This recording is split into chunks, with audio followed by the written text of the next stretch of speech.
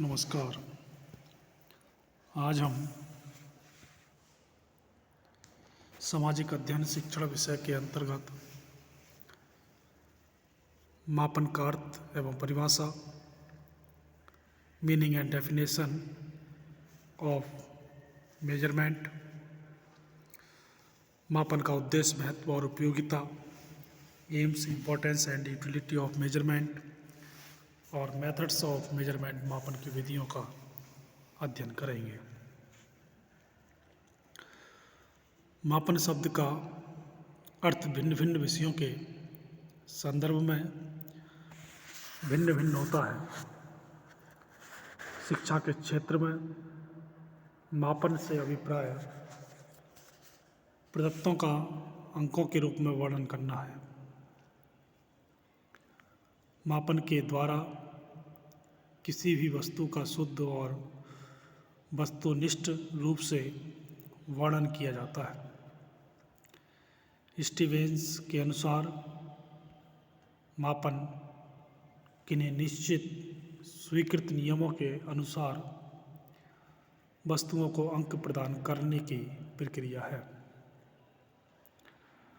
Measurement is the process of assigning numbers to objects according to certain agreed rules.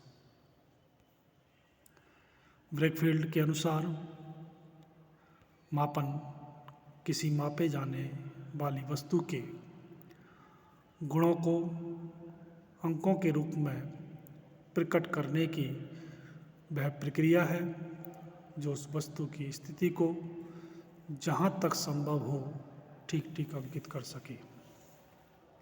Measurement is the process of assigning the symbols to the dimensions of phenomena in order to characterize the status of phenomena as precisely is the possible। जानते हैं मापन का उद्देश्य, महत्व और उपयोगिता, AIIMS, importance and utility of measurement. वस्तुओं का उनके आकार अथवा गुणों के आधार पर विभिन्न श्रेणियों में विभक्त करने की प्रवृत्ति अति प्राचीन है। प्राचीन काल में व्यक्तियों को भी अनेक गुणों के आधार पर अनेक श्रेणियों में रखा जाता था।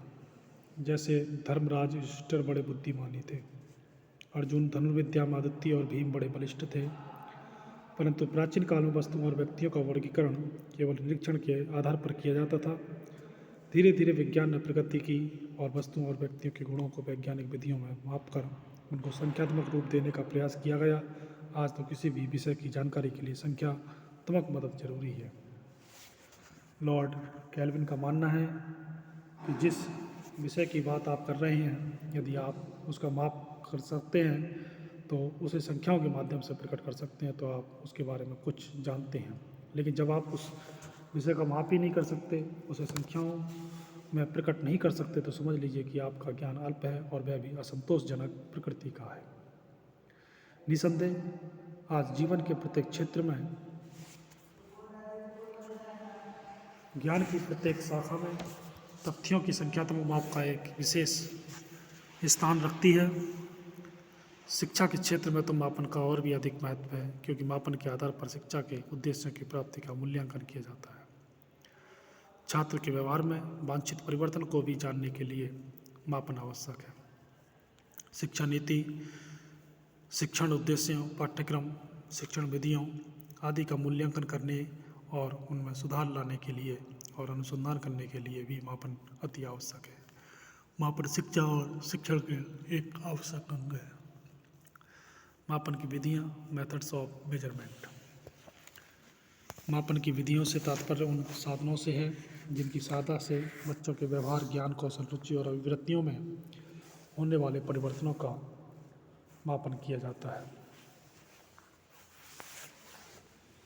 भिन्न भिन्न परिवर्तनों की जांच के लिए भिन्न भिन्न विधियों का विकास हुआ है।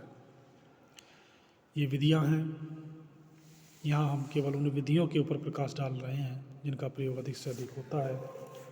ये विधि सबसे पहले आती है अवलोकन।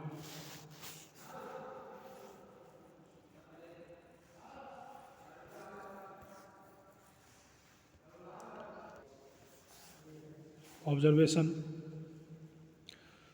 बच्चों के व्यवहार में वांछित परिवर्तन हो रहा है अथवा नहीं। यदि किसी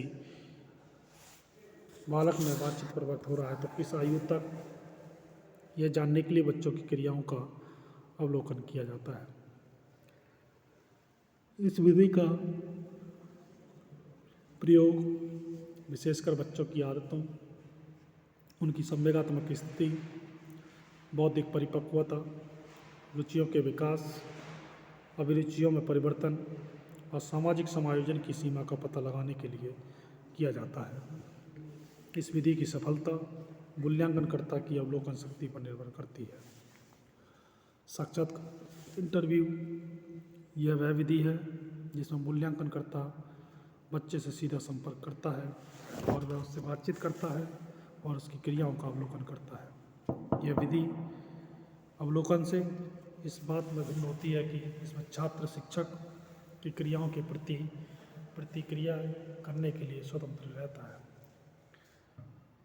साक्षात्कार की विधि भी अधिकतर बच्चों की रुचियों में विकास और अभिरुचियों में होने वाले परिवर्तनों की जानकारी करने के लिए प्रयोग में लाई जाती है।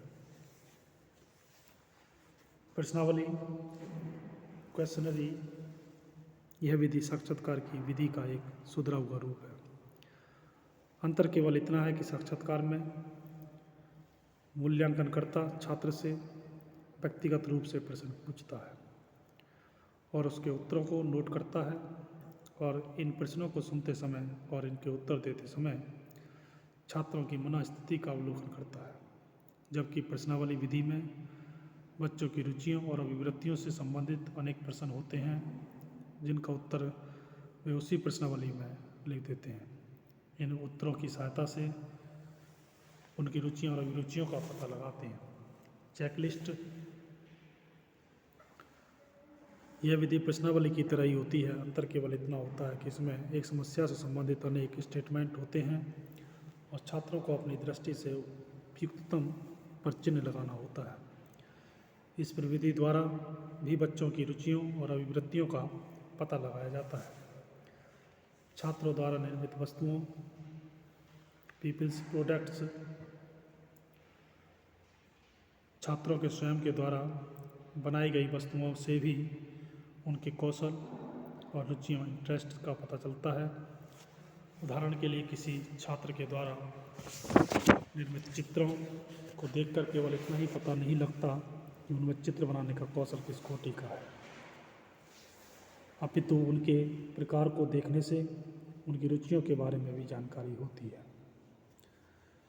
हम जानते हैं कि छोटे छोटे बच्चे प्रायः पशु पक्षियों के, किशोरावस्था में प्रवेश करने वाले प्रायः प्राकृतिक दृश्यों के और युवक युवतियाँ प्रायः भिन्न लिंगियों के चित्र बनाते हैं। रुचियों का क्षेत्र तो बहुत व्यापक होता है। इन वस्तुओं को देखकर हम उस व्यापक क्षेत्र में बच्चों की रुचियों के क्षेत्र का सरलता से पता लगा लेते हैं। अभिलेख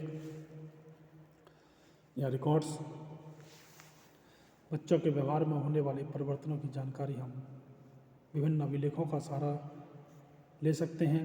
विद्यालय बच्चों की प्रगति का ये अभिलेख कई रूपों में पाया जाता है। सबसे पहले आता है छात्रों की डायरियाँ, पीपल्स डायरी। बच्चों के पास अपनी अपनी डायरियाँ होती हैं जिनमें वे अपनी दिनचर्या नोट करते हैं और अपनी रुचि अथवा अरुचि की विशेष घटनाओं को लिखते हैं। इनमें वे कविताएं, उद्धरण, गाने, कुछ भी लिखने के लिए स्वतंत्र छोड़े जा सकते हैं। इन डायरियों द्वारा बच्चों की रुचि और अभिरुचियों का पता लगाया जा सकता है। इसके साथ साथ उनकी व्यक्तिगत और सामाजिक समस्याओं का भी पता लगता है। इनमें अध्यापक, विद्यालय अथवा विद्यालय अधिकारियों के व्यवहार का बच्चों पर पड़ने वाले प्रभाव का भी पता लगा सकते हैं। घटनावृत्त, एनेक्डोटल रिकॉर्ड्स, घटनावृत्त से तात्पर्य उन अभिलेखों से होता है जो अध्यापक किसी विषय के बारे में तैयार करते हैं। इस प्रकार के अभिलेखों में छात्र से संबंधित विशेष घटनाओं को अंकित किया जाता है, जिनके द्वारा उनके संवेगात्मक व्यवहार की जानकारी होती है।